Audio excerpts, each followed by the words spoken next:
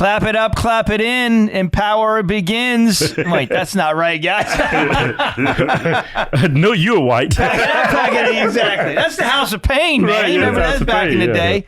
That pack it in. Yeah, a little jump around. That was old school. Hey, we want to talk today, this show, on something that you know, and you got to go because it's time for your flow. I mean, wait. What am I doing here? No, we're going to talk about Bitcoin mining stocks a little bit because this is something a lot of people are talking about. Yeah. They're like, and we're not talking about like the old pitchfork miner with the sack on the back, walking into the California mine, and if all the stuff falls on them, and they're like, I didn't get any gold. Right. This is serious stuff. Yeah. This is computer algorithms. Yeah. There you go. Big word. So Techie stuff. We're gonna start with a big definition here. You guys may not be able to handle this. Yeah. But I'm gonna read it for you anyways because I think you're gonna like it. And this will help set you straight out there. We wanted to do this video. Why?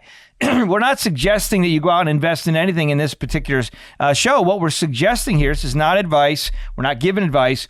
We just want to talk about something that a lot of people out there are talking about. You got a lot of folks out there saying, hey, get rich quick. Yeah. Let me show you how to do this. You'll make trillions of dollars in 3 seconds. And so we want to take a minute and talk about it so that way you can have a little bit better understanding of what actually is happening here. So here's the physical definition. Ready? Bitcoin mining is the process, not Pitcoin. Did I say Bitcoin? You sound like me. I meant Bitcoin. No, Bitcoin. It's Bitcoin, sir. Coin. Yeah. Coin. It's like potato, tomato. Yeah. Tomato. It just depends on where you're from. Get me some sweet tea. So Bitcoin mining is the process of creating new Bitcoins. New ones. By solving extremely complicated math problems that verify transactions in the currency. Now, when a Bitcoin is successfully mined, the miner receives a predetermined amount of Bitcoin. Bitcoin, as we know, is a cryptocurrency that gained wide popularity due to its wild swings and surging value since it was first created in 2009. Yeah, and it's actually the best performing asset since 2000.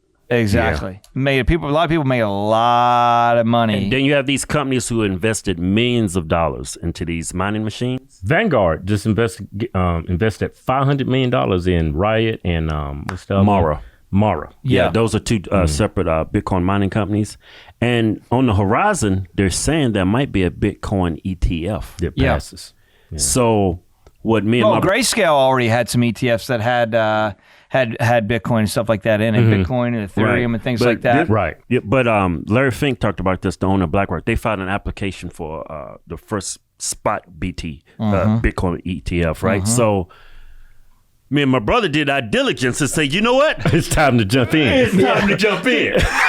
I'm not telling you guys to do it, but we felt that, I see this as the future of money. Yeah. Cryptocurrency. Well, we know it's going to be digital. Yeah. That's for sure. I think anybody that's paying attention to anything, even people that are afraid of like, oh my gosh, don't take my dollars away. Right. They're doing it. Yeah. It's happening. Bitcoin has took a nosedive, and a lot of these Bitcoin miners have been suffering over the last 2 years. And we had the debacle of FTX and all that, and everything's Well, I think oversold. FTX I think FTX in a lot of ways, guys, was a big Ponzi scheme. Oh yeah, money laundering 101. Exactly. And it sounds like to me, and you can't in this day and age for that to even occur in this country, the government's in on it. Absolutely, I totally believe that from when I saw. I mean, just think about the reality, and this is a great thing that when you take a look at what you're investing in, right? Just think about like where did this come from? I mean, here's this company that blew up out of nowhere and was everywhere. Right. I'm talking about Grand Prix.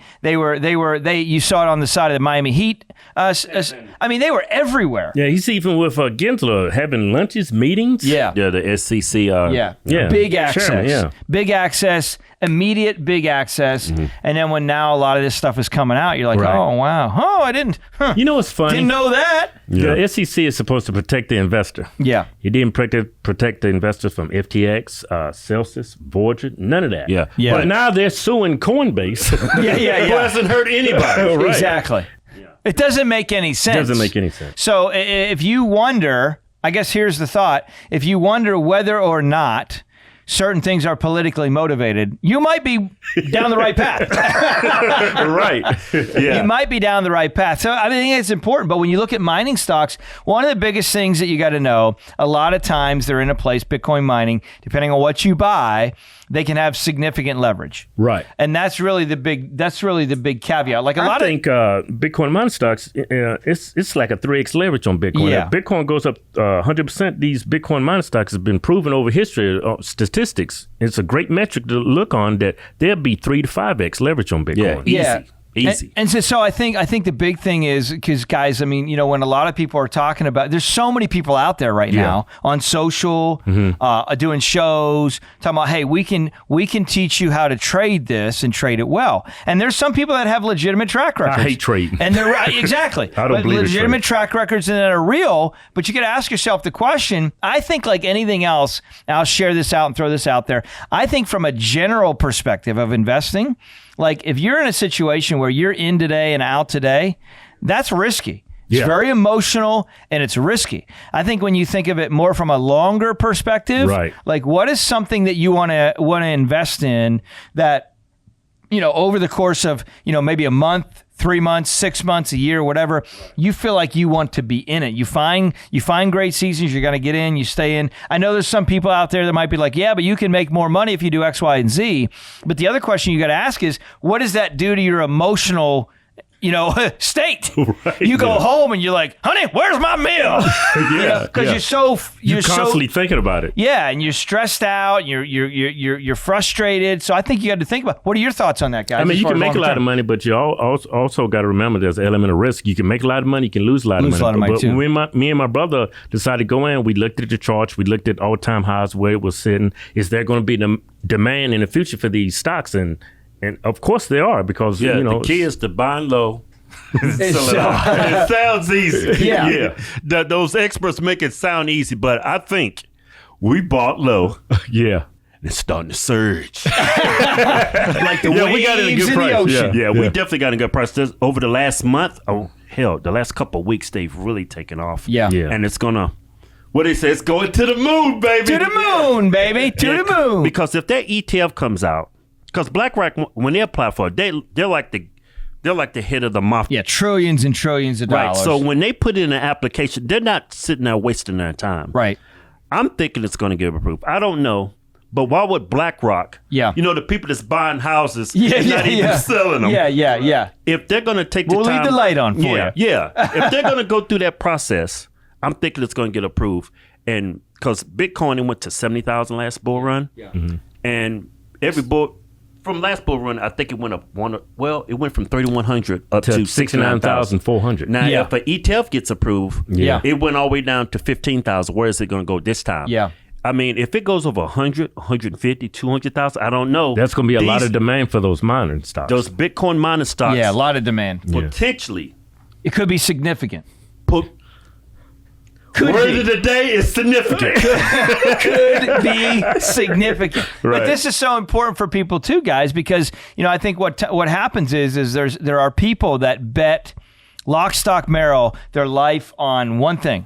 Mm-hmm. Right. And you got to diversify. Right. You got to be in a place where whatever you invest, this is always a great kind of a little law of investing, right? Anytime you invest in something that has risk, it should be something that you're willing to lose. Yeah, and it's going to be huge swings up and down. You got to be able to tolerate it. Can't be emotional. Like when I look at my Bitcoin mining stocks, I might be down 10%. I'm like, no, just another day in Bitcoin mining. It's like when I accidentally spill my water on the table and I have the wrong paper towel and it won't sop it up. Right. I get emotional. Right. Like, where is Bounty at?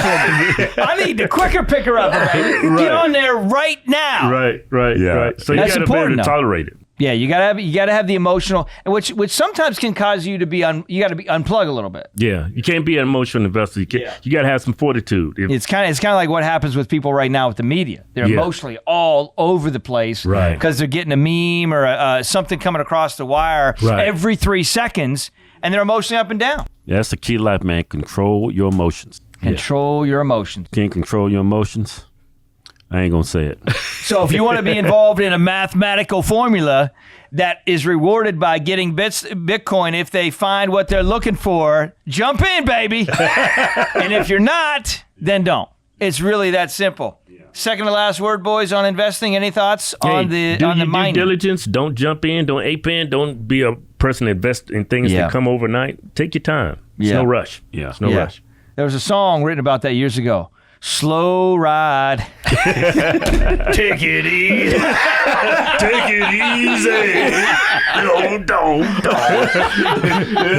Slow ride. Boom. That's why we're not singing on stage. Right. Hey, stay empowered. Do your research. Slow down, baby. Take it easy. Take it easy. Boys, second to last word. What do we got for people? Again? Yeah. Peace out. Stay empowered.